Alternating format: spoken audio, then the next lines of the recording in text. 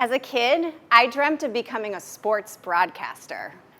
Growing up outside of Boston, I used to fall asleep at night listening to the Bruins, the Red Sox, or the Celtics.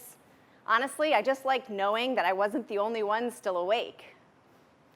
But I never heard the voice of a woman, and as somebody raised to always root for the underdog, which of course is related to being a Boston sports fan growing up in the 80s and 90s, it bothered me that it seemed that women didn't have a role in calling major sports. So I decided I was going to break that glass ceiling, and I was going to be a woman sports broadcaster.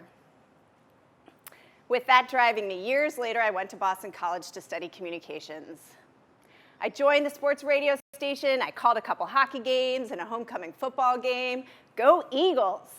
It was fun. But what I realized was it wasn't my deepest passion. Something else caught my attention in college that drew me in and has had me hooked ever since. In my senior year at BC, I took a course called The Challenge of Justice.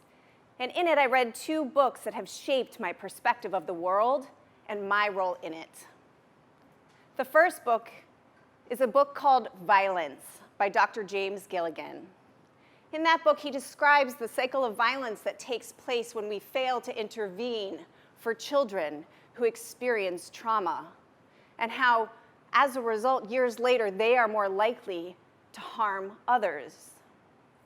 The second book was Dead Man Walking by Sister Helen Prejean. Perhaps you've seen the movie starring Susan Sarandon.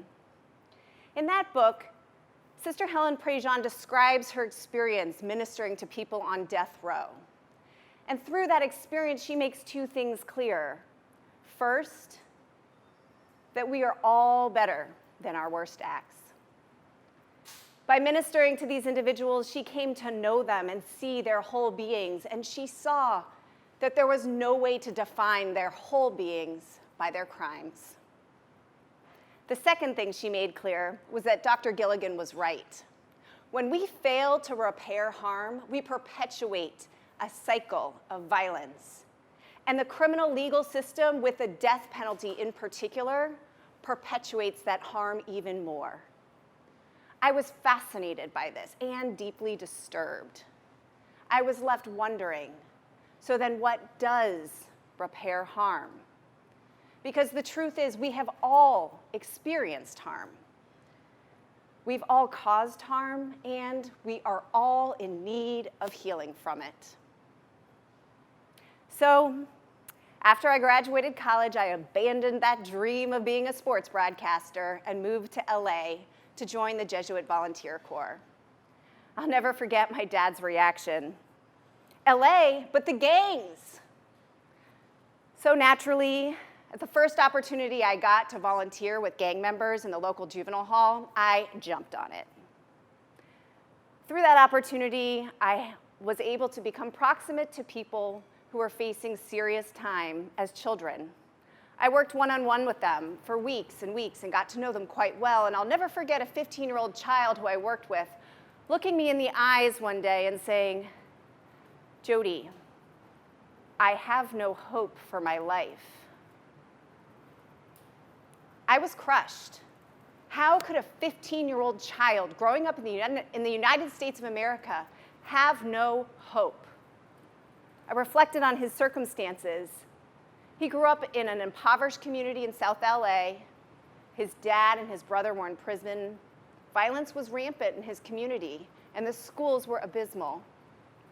His mom worked several jobs to try to make ends meet, so she wasn't around a lot. His teachers had given up on him, he told me once. He, like all children, yearned for love and community, and unfortunately, that led him to the streets. He joined a gang, he committed a crime, and was facing serious prison time as a result. It was obvious to me that we had failed this child, and so many children like him. I thought about something that one of my mentors, Father Greg Boyle, had said once. He said, "Let no one escape the notice of God." And by that he meant, make sure that everyone, everywhere, no matter what, feels loved and valued. I knew then I would devote my career to advocating for those in the criminal legal system, people we failed to protect from harm long before they committed harm themselves, and to try to figure out what it is that could bring all of us healing, including myself. What I've discovered is that there are two things we all need in order to find healing. The first is we need to see each other as human. Civil rights lawyer Bryan Stevenson has said that it is through proximity to the marginalized that we gain the power to change the world. If you haven't read Bryan's book, Just Mercy, I highly recommend it. But what Bryan's saying is that when we have the opportunity to become close to people we might not otherwise encounter, we're able to see and appreciate our collective humanity. And we're able to witness that we have more in common than what divides us. Today, I work for an organization that seeks to ensure that children are held accountable for harm they cause in age-appropriate and trauma-informed ways, with a focus on banning life without parole and other extreme sentences for children. Through my work, I've had the opportunity to bring together survivors of violence with those who've been convicted of very serious crimes as children. And last year, I met a man I'll call Sam. Sam was shot and nearly killed by a teenager about 20 years ago. And Sam agreed to join a gathering we were hosting with a number of individuals who were all convicted of murder as teenagers. They spent days together, and during that time, Sam was able to hear about their stories. He learned about their childhoods, their time in prison, and what they've been doing since they got out of prison to give back to society. They shared meals together. They shed tears together. They laughed together. And through that experience, Sam was able to see their humanity.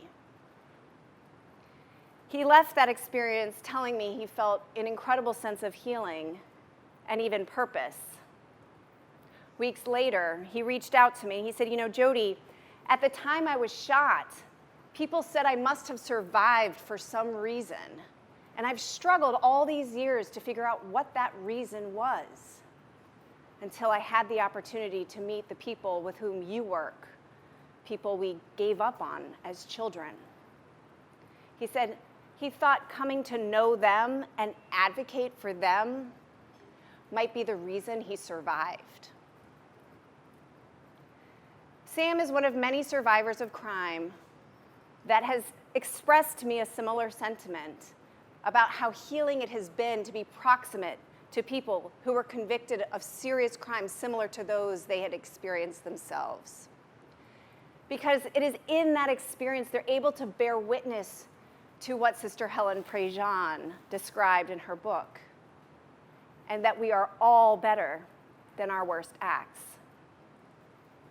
It is through that experience that they're able to see these individuals who would be so easy for them to hate and demonize as humans, to see that they are brothers and sisters, daughters and sons. And in that experience, they're able to find healing and peace. The second thing we all need in order to find healing is to confront hard truths.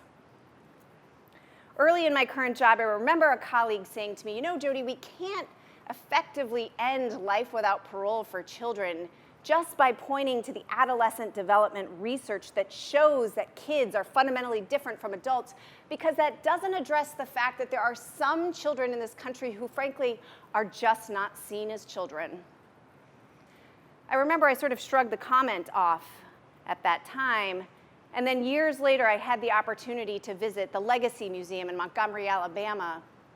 And I remember standing in that museum, looking at a wall in front of me that had a timeline on it that showed policies that have been used to oppress blacks in this country, going back to slavery at one end, and the United States practice of sentencing children to life without parole at the other. And it showed the dehumanizing narratives that we have used over the years to justify these policies, from lewd savages at slavery to super predators in the 1990s, which led to a spike in extreme sentences for children. And I stood there looking at this wall, absolutely horrified. I saw that there were pictures of people who looked like me, and all of those pictures were of the oppressors, the people who had perpetuated harm.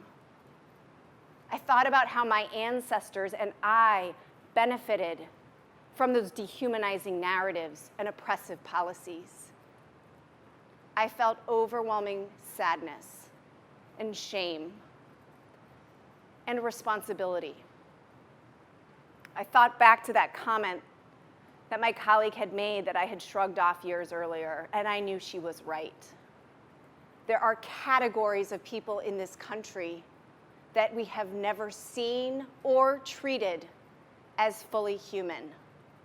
And in order to repair the harm that that has caused, we must confront that difficult truth and our roles in it. Because it is only then we can find healing individually and collectively. In my life, I've had the opportunity to be proximate to people we declared super predators. And yet, they are some of the most extraordinary people I know. They all endured trauma as children. They were convicted of very serious crimes for which they are deeply remorseful, and they live with that guilt every day. As children, they were sent to adult prisons where they were particularly vulnerable to victimization and abuse. They were barred from countless programs because of the nature of their sentences, so they created their own. They educated themselves. They mentored younger prisoners coming in behind them. They were determined to live life as fully as they could, despite being told as children that they were worth nothing more than dying in prison. Coming to know these individuals has deeply enriched my life. It has taught me about courage, resilience, forgiveness, and the extraordinary depth and strength of the human spirit. Confronting the truths that made it possible for them to be condemned to die in prison has been difficult and immensely liberating. People think I'm crazy because I say I go to prison to feel free, but it's true, because it's there that I know I can and I must do my part, use my privilege to repair harm, to chart a path to healing for those I serve and for myself. Mother Teresa once said, "If we have no peace, it is because we have forgotten that we belong to each other." It is my hope that we will all seek healing by becoming proximate to society's outcasts so that we can see our collective humanity, and by confronting difficult truths, because when we do, it will no longer be possible to forget that we belong to each other. Thank you.